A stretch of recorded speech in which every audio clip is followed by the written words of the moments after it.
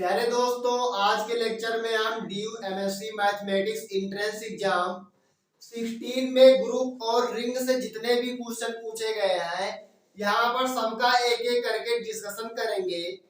तो आपका पहला क्वेश्चन है, let G be the group of all 2x2 matrices. मतलब जी कोई ग्रुप है जिसके एलिमेंट क्या है, 2x2 मैट्रिसेस है अंडर मैट्रिक्स मल्टीप्लिकेशन, और यहाँ पर ऑपरेशन क्या है, मैट्रिक्स मल्टीप्लिकेशन है। Where AD minus BC not equals to 0। AD minus BC का मतलब क्या हुआ, इसमें जो भी मैट्रिक्स जी में आएगा उसका डिटरमिनेंट यहाँ पर क्या होगा, एडी माइनस बीसी। तो डिटरमिनेंट क्या होना चाहिए, नॉन जीरो होना चाहिए। And A B C D are integer modulo 3। जो ए बी सी डी है मैट्रिक्स में जो इंट्रीज आ रही है वो कहाँ के हैं, वो इंटीजर मॉडलो 3। इसका मतलब क्या, इसका मतलब ये ए बी सी डी कहाँ बिलोंग करता है, Z3 में बिलोंग करता है। ए बी सी डी आपके ये कहाँ बिलोंग करता है, ये Z3 में बिलोंग करता है। इंटीजर मान लो 3 का मतलब क्या हुआ, Z3 हुआ। तो हमसे पूछा जा रहा है the order of G is, तो जी का ऑर्डर क्या होगा। अब आपने पढ़ा होगा G L and Z P, general linear group over integer मान लो पी। आपने ये पढ़ा होगा, ये ग्रुप होता है with respect to matrix multiplication, और इसमें वो मैट्रिसेस आती हैं n क्रॉस n की जिसका डिटरमिनेंट नॉन जीरो, और मैट्रिक्स के जो एलिमेंट होते हैं मतलब इंट्रीज होती हैं वो कहाँ की होती है, वो Zp की होती है। तो ये ग्रुप होता है और अंडर मैट्रिक्स मल्टीप्लिकेशन। और इसका ऑर्डर क्या होता है प्यारे दोस्तों, इसका ऑर्डर होता है ऑर्डर ऑफ GLN ZP। ये क्या होता है, बहुत ध्यान से देखिएगा, P का पावर n, P का power n minus 1 into P का पावर n माइनस P का power n minus 1 dot dot dot P का पावर n माइनस P का पावर n माइनस 1। ये होता है GLN ZP का ऑर्डर। अब देखो जो आपका ग्रुप दिया गया है वो GL2 Z3 दिया गया है कि नहीं दिया गया है, क्योंकि इसमें 2x2 की मैट्रिसेस है और यहाँ पर n क्रॉस n की मैट्रिसेस है। तो अब देखो, अब इसका ऑर्डर आपको बताना है, तो इसका ऑर्डर क्या होगा प्यारे दोस्त, GL2 Z3। तो यहाँ पर प्यारे दोस्तों n की वैल्यू हो गई 2 और p की वैल्यू हो गई 3। तो अब इसमें पुट कर दीजिए, तो इसका ऑर्डर क्या हो जाएगा, इसका ऑर्डर हो जाएगा 3 का पावर 2 माइनस 1 इंटू 3 का पावर 2 माइनस 3, ये हो जाएगा। और आप इसको जब सॉल्व करेंगे तो 9 माइनस 1 8 इंटू 9 माइनस 3 6, तो 8 6 जा 48। तो आपका आंसर क्या हुआ, आपका आंसर हुआ 48। तो अब ये इन जनरल फार्मूला होता है, अगर यहाँ पर 3 क्रॉस 3 की मैट्रिक्स होती और इसका ऑर्डर किया जाता तब आप क्या करते, n की वैल्यू यहाँ पर 3 पुट कर देते और यही फार्मूला लगा के 3 क्रॉस 3 मैट्रिक्स का भी ऑर्डर बता सकते थे। तो आपको ये क्लियर हुआ होगा, बहुत इजी है, इसमें कुछ है नहीं। और एक फार्मूला मैं आपको लगे हाथ ये भी बता देना चाहता हूँ कि अगर AD minus BC equal to 1 है, अगर ऐसी मैट्रिसेस, ऐसा कोई ग्रुप डिफाइंड है जिसमें n क्रॉस n की मैट्रिसेस आ रही है और उसका डिटरमिनेंट इक्वल टू 1 है, तो उसको क्या कहते हैं, स्पेशल लीनियर ग्रुप। उस ग्रुप को हम कह देते हैं स्पेशल लीनियर ग्रुप, मतलब मैट्रिक्स का क्या होना चाहिए, डिटर्मिनेंट 1 होना चाहिए, SLN ओवर ZP।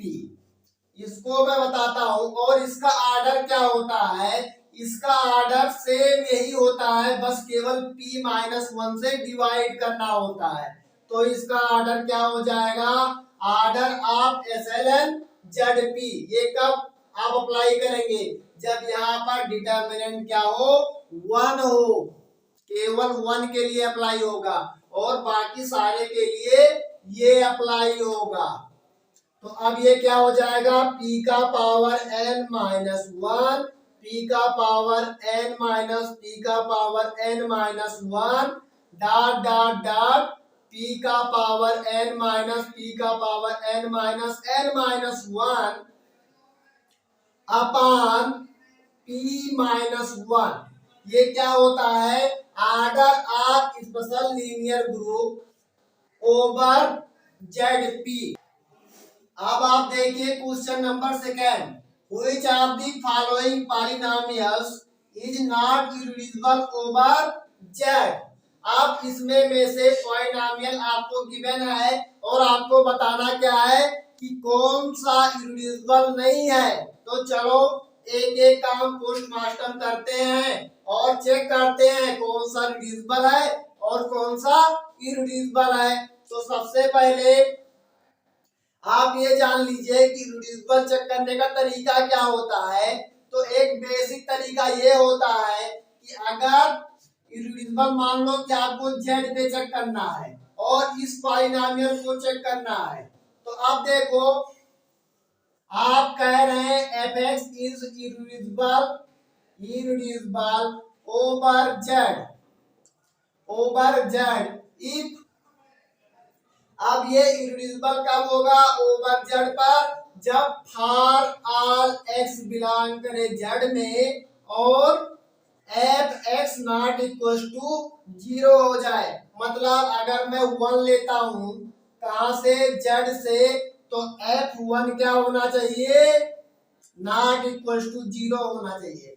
ऐसे 1 के लिए नहीं, ऐसे ये सारे Z के जितने भी एलिमेंट हैं उनके लिए ये कंडीशन फॉलो करें। जैसे f2 रख दो तब भी नॉन 0, f3 रख दो पॉलिनोमियल में तब भी नॉन 0, f4 रख दो तब भी नॉन 0।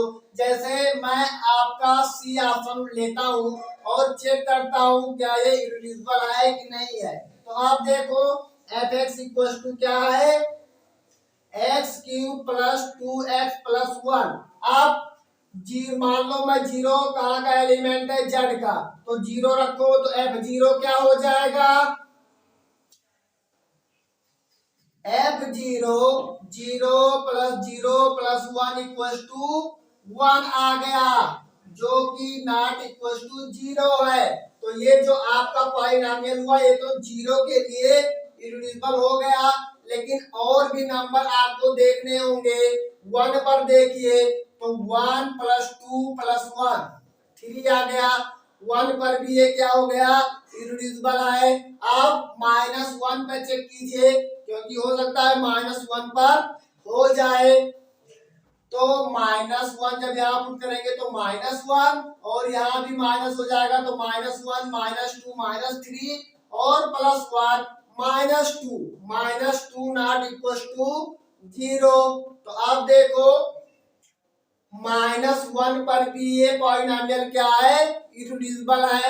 ऐसे आप कोई भी एलिमेंट ले लेंगे Z का, तो ये क्या होगा, हमेशा पॉलिनोमियल की वैल्यू नॉन 0 आएगी।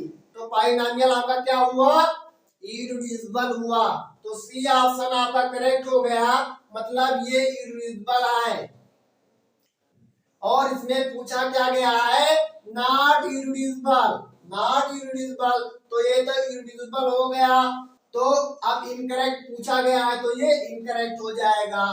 अब ऐसे फोर्थ चेक करो, फोर्थ में क्या है, x इक्वल टू क्या गिवन है प्यारे दोस्तों, x का power 4 plus x³ plus x² plus x plus 1। अब आपको बताना है कि ये इररेड्यूसिबल है कि नहीं है। तो आप वही तरीका कि ओवर जेड आपको चेक करना है। तो आप देखिए पहले जीरो पर देख लीजिए, तो एफ जीरो क्या हो गया, एफ जीरो वन आ गया, नॉट इक्वल टू जीरो, तो जीरो पर तो ये क्या है, इररेड्यूसिबल है। आप वन पे चेक कीजिए और माइनस वन पे चेक कर लीजिए, आपको आइडिया मिल जाएगा कि रिड्यूस करेगा कि नहीं करेगा। तो वन पे क्या हो जाएगा, one plus one plus one plus one plus one, 3 to 5 क्या हो जाएगा, 5। ऐसे अगर आप माइनस वन पे चेक करेंगे तो माइनस वन पे क्या हो जाएगा, एक्स का पावर 4 मतलब 1 प्लस एक्स क्यूब मतलब minus one plus x square plus 1 और प्लस एक्स की जगह पे माइनस वन रखेंगे तो माइनस वन प्लस वन, तो ये आ गया 1। तो आप माइनस लेंगे या प्लस लेंगे, हमेशा इसकी वैल्यू नॉन जीरो ही आएगी। मतलब जेड के कोई भी एलिमेंट आप ले लीजिए, कोई भी इसका एलिमेंट लीजिए, हमेशा एफ एक्स की वैल्यू क्या आएगी, नॉन जीरो आएगी ओवर जेड पर। तो आप क्या कह सकते हैं, F X is irreducible, F X is irreducible over Z. तो एफ एक्स क्या हो गया, इररेड्यूसिबल ओवर जेड। लेकिन यहाँ पर नॉट इररेड्यूसिबल पूछा गया है, तो ये भी ऑप्शन इनकरेक्ट हुआ। अब देखो ऑप्शन ए कैसे हम चेक करेंगे। आप यहाँ पर आपको तो ये बहुत इजी मेथड मैंने बताया है कि कैसे आप सेट के एलिमेंट रख रख के चेक कर सकते हैं, लेकिन वहीं पर आप रख सकते हैं जहाँ पर कैलकुलेशन बहुत इजी हो। अगर कैलकुलेशन हार्ड बन रहा है तो आप मत रखिएगा, ये आपका अप्रोच गलत होगा। तो उसके लिए क्या है, अब देखो ऑप्शन ए और बी के लिए मैं आपको आइंस्टाइन इररेड्यूसिबिलिटी क्राइटेरिया बताता हूँ जो बहुत इंपॉर्टेंट है। अगर कोई पॉलिनोमियल एफ एक्स क्या है, गिवन है आपको इस तरह से a0 plus a1 x plus a2 x square plus a3 x cube plus dot dot dot an x का पावर n। तो इसको आप इररेड्यूसिबल कहेंगे, कब कहेंगे, जब हमको एक ऐसा प्राइम मिले, there exist p such that p divides a0, p divides a1, मतलब p कहाँ तक डिवाइड करेगा, इसके पहले वाला an माइनस वन को भी p डिवाइड करना चाहिए। लेकिन but p does not divide an and p square does not divide a0, then f(x) is irreducible over q, over set of rational number. अगर कोई भी पॉलिनोमियल q पर इररेड्यूसिबल है तो z पर तो होगा ही, क्योंकि q z से बड़ा सेट होता है। तो आप ये आइंस्टाइन इररेड्यूसिबिलिटी क्राइटेरिया क्या कह रहा है कि अगर कोई पॉलिनोमियल इस प्रकार से गिवन है तो हमको एक ऐसा p मिलना चाहिए such that p divides a0, p divides a1 dot dot dot p divides an minus one, और p does not divide an और p square does not divide a0। तो हम कह देंगे एफ एक्स जो आपका पॉलिनोमियल है वो क्या हो गया, वो इररेड्यूसिबल हो गया ओवर q पर। तो आप अब देखिए पहला ऑप्शन, यहाँ पर a0 की जगह पे कंपेयर करिए तो a0 5, a1 25, a2 125, a3 1। तो हमको एक ऐसा प्राइम p5 मिल रहा है जो a0 को डिवाइड करता है, a1 को भी डिवाइड करता है और a2 को भी डिवाइड करता है, लेकिन a3 को डिवाइड नहीं करता है। और एक कंडीशन और कि इसका स्क्वायर मतलब 5 का स्क्वायर 25 डज नॉट डिवाइड 5। तो हमारा सारा प्रॉपर्टी क्या होता है, फुलफिल होता है। तो ये भी इरेड्यूसिबल हो गया ओवर जेड पर। तो ये भी ऑप्शन आपका इनकरेक्ट हुआ। अब देखो ऑप्शन बी पे क्या है। ऑप्शन बी है 2x² प्लस 6x प्लस 12। अब इसको चेक करना है। अब आप देखिए a0 की वैल्यू क्या हो गई, a0 की वैल्यू 12 और a1 की वैल्यू हो गई 6 और a2 की वैल्यू 2। तो हमको एक ऐसा प्राइम मिलना चाहिए p जो a0 को डिवाइड करे, a1 को भी डिवाइड करे और उसका स्क्वायर a0 को डिवाइड नहीं करना चाहिए और वो जो प्राइम है वो हाईएस्ट डिग्री कोएफिशिएंट को डिवाइड ना करे।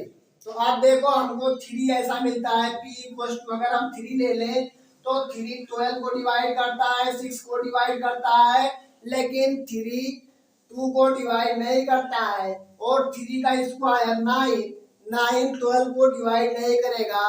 तो ये भी आपका इरेड्यूसिबल हो जाएगा। तो इसमें में से कोई ऐसा पॉलिनोमियल नहीं है जो नॉट इरेड्यूसिबल हो ओवर जेड पर। तो आपका ऑप्शन कौन सा करेक्ट हुआ। वैसे ये क्वेश्चन गलत था। अगर यहाँ पर हम क्या कर दे, यहाँ पर 1 हटा दे तो आपका ऑप्शन क्या हो जाएगा, आपका ऑप्शन डी करेक्ट हो जाएगा। उन्होंने क्वेश्चन गलत दिया था तो इसलिए इसके चारों ऑप्शन क्या आ रहे थे, इरेड्यूसिबल आ रहे हैं और उन्होंने पूछा है नॉट इरेड्यूसिबल। तो यहाँ पर क्या करना पड़ेगा, उनको ये करना था कि +1 यहाँ से हटाना था, लेकिन उन्होंने लिख दिया। तो उसमें अगर क्वेश्चन गलत आ रहे हैं तो उसमें सबको बराबर मार्क्स मिल रहे हैं। अगर आपको कोई ऐसा लगे कि चारों ऑप्शन सही लग रहे हैं तो हाँ हो सकता है कि उनका मिस्टेक हो, तो आपको नंबर वहां पर मिलेंगे कोई भी ऑप्शन आप करके आएंगे तो इसमें कोई ऑप्शन ट्रू नहीं था। मैंने जब 1 हटाया तो ये ट्रू हो जाएगा क्योंकि ये 0 पर रिड्यूस हो रहा है, 0 पर 0 दे देगा तो ये रिड्यूसिबल हो जाएगा। और यहाँ पर नॉट रिड्यूसिबल का मतलब क्या हुआ, नॉट इरेड्यूसिबल का मतलब हुआ रिड्यूसिबल ओवर जेड। अब आप देखिए क्वेश्चन नंबर 3। क्वेश्चन नंबर 3 क्या है, a complex number alpha is said to be algebraic integer if it satisfies monic polynomial equation with integer coefficient, which of the following is not an algebraic integer।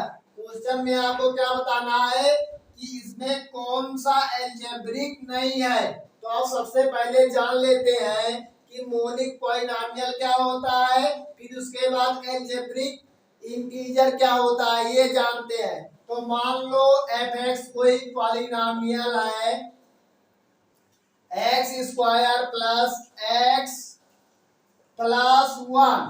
तो आप देखो monic polynomial होता है, यहाँ पर variable का जो highest power है वो 2 है। तो हाईएस्ट पावर वेरिएबल का अगर कोएफिशिएंट क्या हो 1 हो तो उस पॉलिनोमियल को हम क्या कह देते हैं, मोनिक पॉलिनोमियल कह देते हैं। तो यहाँ पर जो हाईएस्ट डिग्री वेरिएबल है वो x² है और इसका कोएफिशिएंट क्या है 1 है। तो ये पॉलिनोमियल क्या हो गया आपका, मोनिक पॉलिनोमियल हो गया। और दूसरा एग्जांपल देख लो मोनिक पॉलिनोमियल का x³ plus 3x² plus 2x plus 1। ये भी मोनिक पॉलिनोमियल है। क्यों, क्योंकि हाईएस्ट पावर जो वेरिएबल का है उसका कोएफिशिएंट 1 है। अब दूसरी बात क्या है, यहाँ पर अल्फा को आप एल्जेब्रिक कब कहेंगे, अल्फा को एल्जेब्रिक जब कहेंगे जब अल्फा किसी मोनिक पॉलिनोमियल का रूट होगा। मोनिक पॉलिनोमियल का रूट होगा। आपके क्वेश्चन में दिया गया है alpha is said to be algebraic if it satisfies monic polynomial equation. Alpha को आप एल्जेब्रिक तभी कह पाएंगे जब ये किसका रूट होगा, मोनिक पॉलिनोमियल का। अगर ये मोनिक पॉलिनोमियल का रूट नहीं है तो अल्फा इज नॉट एल्जेब्रिक। चलो अब चेक करते हैं। अब इसको चेक करने का तरीका क्या होता है, मान लो इसको चेक करना है कि ये एल्जेब्रिक है कि नहीं है। अल्फा की जगह पे क्या हो गया, √2। और आप क्लास 9th में पढ़े होंगे जब इसका रूट निकलता है 2 डिग्री पॉलिनोमियल है तो यहाँ पर अधिकतर ज्यादातर 2 रूट होंगे। तो x इक्वल टू आप क्या लिखते थे, प्लस ये प्लस क्या λ1 प्लस λ2 ऐसे कुछ लिखते थे, या माइनस λ2 लिखते थे। मतलब ये λ1 और λ2 इसके रूट को आप दिखाते थे। तो यहाँ पर भी आपको चेक करना एलजेब्रिक है कि नहीं है। तो आप क्या मानेंगे, x इक्वल टू √2। तो आप देखिए इसका स्क्वायर करिए तो स्क्वायर करने पर ये क्या हो जाएगा, 2 हो जाएगा। तो अब x square minus 2 equal to 0। आप अल्फा को आप तभी एल्जेब्रिक कह पाएंगे जब जो पॉलिनोमियल मिले वो क्या हो, मोनिक हो। आप देखिए क्या मोनिक पॉलिनोमियल है, बिल्कुल है। यहाँ पर हाईएस्ट वेरिएबल का कोएफिशिएंट क्या है, हाईएस्ट ऑर्डर वेरिएबल का कोएफिशिएंट 1 है। तो मोनिक पॉलिनोमियल हो गया। तो ये क्या हो गया, ये एल्जेब्रिक हो गया। लेकिन यहाँ पर पूछा गया है नॉट एल्जेब्रिक, तो ये ऑप्शन इनकरेक्ट हुआ। चलो आप चेक कीजिए ऑप्शन बी। तो अब option B x equal to क्या मान लो 1/√2। अब देखो इससे जो पॉलिनोमियल आ रहा है क्या मोनिक आ रहा है, अगर पॉलिनोमियल मोनिक तो ये क्या हो जाएगा, एल्जेब्रिक हो जाएगा। तो आप दोनों तरफ स्क्वायर करो तो x स्क्वायर इक्वल टू 1/2। तो x square 2x square equal to 1 या 2x square minus 1 equal to 0। क्या पॉलिनोमियल यहाँ पर मोनिक आ रहा है, नहीं आ रहा है। मोनिक पॉलिनोमियल के लिए क्या होना चाहिए, जो वेरिएबल का हाईएस्ट डिग्री है उसका कोएफिशिएंट क्या होना चाहिए, 1 होना चाहिए। लेकिन यहाँ पर 2 है तो ये ऑप्शन आपका करेक्ट हो जाएगा, क्योंकि आपसे पूछा गया है नॉट एल्जेब्रिक। तो ये ऑप्शन आपका करेक्ट हो गया। अब आप देखिए ऑप्शन नंबर सी। अब इसको चेक करना है तो आप क्या करेंगे, x equal to 1 minus √5/2 assume, मतलब इसको लेके चलेंगे और आपको प्रूव क्या करना होगा, जो आपका पॉलिनोमियल होगा वो क्या होना चाहिए, मोनिक होना चाहिए। तो चलो देखते हैं क्या जो पॉलिनोमियल आएगा वो मोनिक होगा कि नहीं होगा। अब इसको क्रॉस मल्टीप्लाई तो 2x इक्वल टू 1 माइनस √5, ये क्या हो जाएगा, ये हो जाएगा 2x minus 1 equal to minus √5। दोनों तरफ स्क्वायर कर दो तो स्क्वायर जब करोगे तो इसका स्क्वायर और इसका भी स्क्वायर, तो ये क्या हो जाएगा, ये हो जाएगा 4x square plus 1 minus 4x equal to क्या, इक्वल टू 5। तो यहाँ से आ गया 4x square minus 4x equal to 4, क्योंकि 1 को हम इधर लेके गए हैं। तो आप 4 से दोनों साइड में डिवाइड कर दो तो x square minus x equal to क्या आ गया 1। जब 1 इधर लेके आएंगे तो ये क्या हो जाएगा, x square minus x minus 1 equal to 0। तो आप देखिए जो पॉलिनोमियल आया वो क्या आया, मोनिक पॉलिनोमियल। तो जो आपका अल्फा है 1 माइनस √5/2, ये क्या है, ये है एल्जेब्रिक। तो ये भी एल्जेब्रिक हो गया। तो यहाँ पर पूछा गया नॉट एल्जेब्रिक, तो ये भी पूरी ऑप्शन इनकरेक्ट। अब देखो जैसे मैंने ए चेक किया है वैसे आप बी चेक करिएगा और ये भी एल्जेब्रिक आएगा। तो यहाँ पर ये भी इनकरेक्ट हुआ, ये भी इनकरेक्ट, इसका बी ऑप्शन करेक्ट हुआ जो एल्जेब्रिक नहीं है। ये 1/√2 एल्जेब्रिक नहीं है। प्यारे दोस्तों अब आपका क्वेश्चन नंबर 4 क्या है, for the ideal I generated by x square plus 1, मतलब ये पॉलिनोमियल से जनरेट हो रहा है आपका आइडियल ऑफ zx, और ये आइडियल किसका है, zx का। ये पॉलिनोमियल रिंग होता है और जिसका कोएफिशिएंट क्या होता है, integer zx। Which of the following is true, तो इसमें आपको बताना है कि कौन सा स्टेटमेंट ट्रू है। I is a maximal ideal but not prime ideal. आप सबसे पहले तो एक रिजल्ट आप ये जान लीजिए कि प्रत्येक मैक्सिमल आइडियल क्या होता है, मैक्सिमल आइडियल प्राइम आइडियल होता है। लेकिन ये कन्वर्स ट्रू नहीं है कि प्रत्येक प्राइम आइडियल मैक्सिमल आइडियल हो।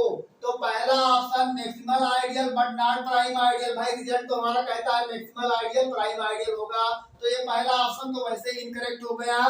अब इसके लिए एक रिजल्ट मैं आपको और बताता हूं। अगर इस प्रकार का रिंग है जेड एक्स टाइप का, जेड एक्स इन जनरल आप कह दीजिए, अगर रिंग कोई भी है और ये पॉलिनॉमियल रिंग ओवर आर है और आर क्या है, इंटीग्रल डोमेन। इंटीग्रल डोमेन होता क्या है, a dot b equal to 0 if a equal to 0 और b इक्वल टू 0, मतलब a डॉट b तभी 0 होगा जब a 0 हो या b 0 हो।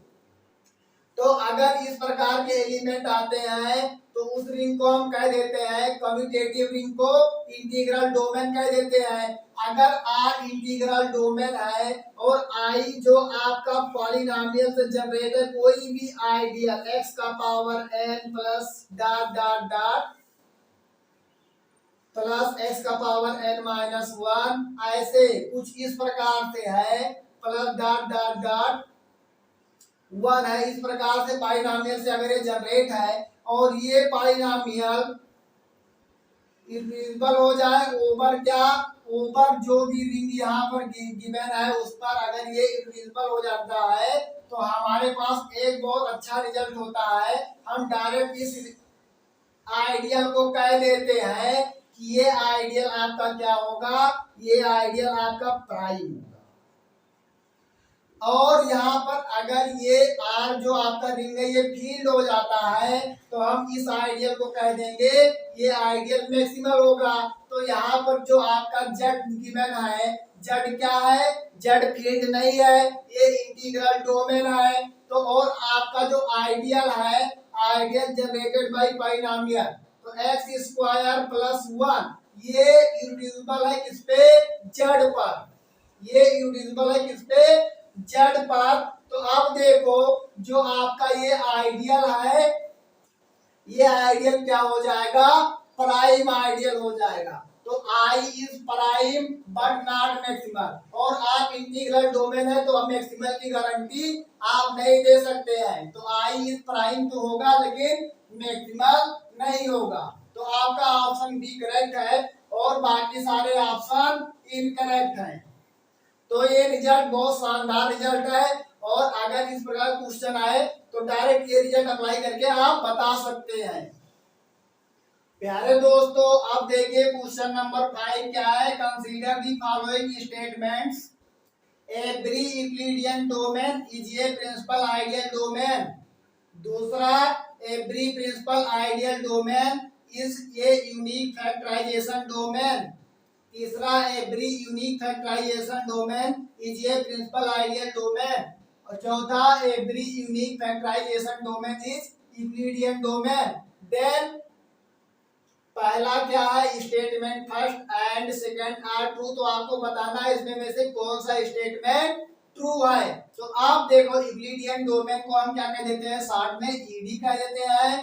प्रिंसिपल आइडियल डोमेन को हम शॉर्ट में कह देते हैं पीआईडी, और यूनिक फैक्टराइजेशन डोमेन को हम शॉर्ट में कह देते हैं यूएफडी।